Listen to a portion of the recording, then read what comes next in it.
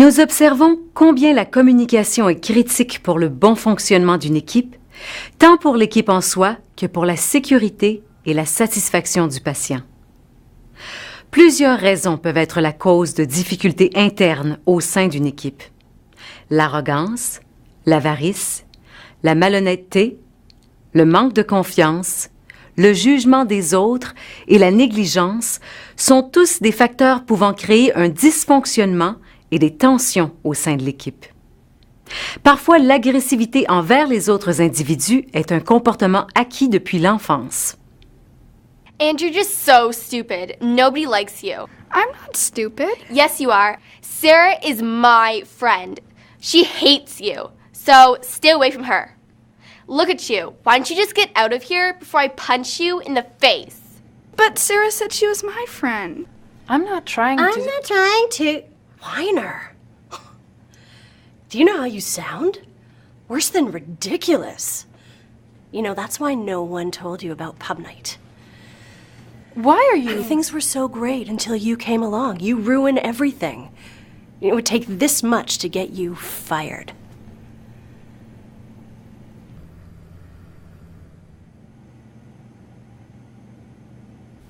L'intimidation est un comportement acquis.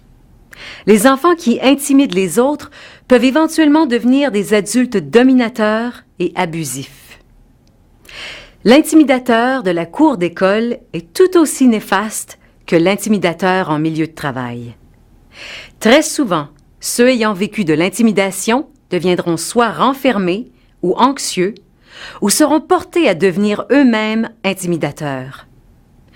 Ce sujet a attiré l'attention sur le plan international car il touche autant les enfants que les adultes. Le Conseil canadien de la sécurité rapporte qu'un employé sur 6 est victime d'intimidation. L'intimidation est illégale en Ontario, au Québec et en Saskatchewan, et de nombreux employeurs tentent maintenant un mouvement afin de faire en sorte que l'intimidation soit jugée de même manière que d'autres actes tels que l'ivresse ou le harcèlement. Enfin, les intimidateurs démontrent leur besoin de contrôler les aspects de leur vie là où ils le peuvent. Parfois, ils sont eux-mêmes victimes d'abus à la maison. L'abus peut être dirigé envers eux ou ils peuvent être témoins d'abus entre leurs parents. Peu importe que l'abus soit physique ou émotionnel, la colère et l'impuissance ressenties à la maison peuvent se tourner en agressivité lorsqu'ils sont avec leur père.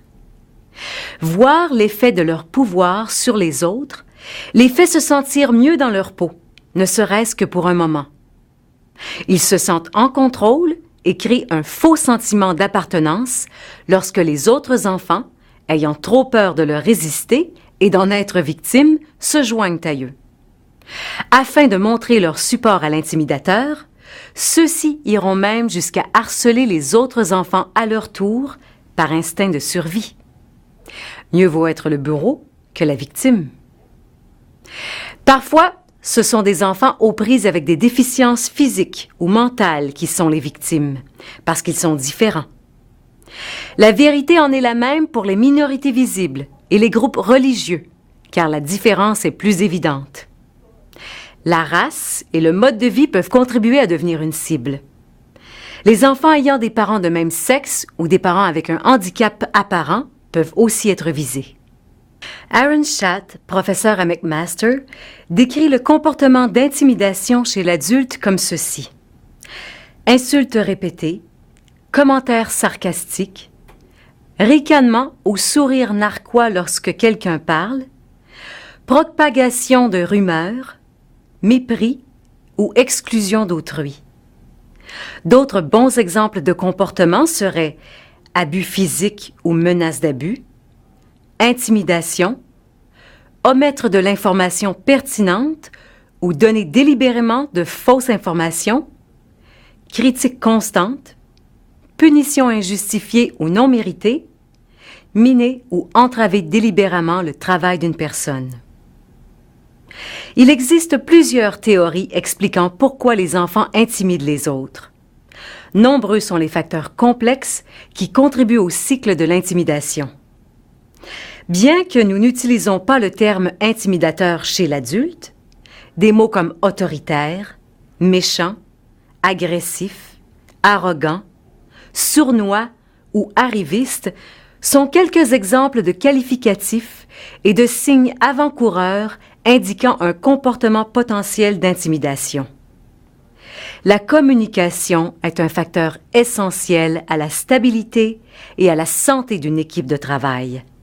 Non pas seulement lorsque les tensions surgissent, mais afin que les gens se sentent soutenus et encouragés. Des discussions qui adressent les défis et les succès sont vitales au bon fonctionnement et à la solidité d'une équipe.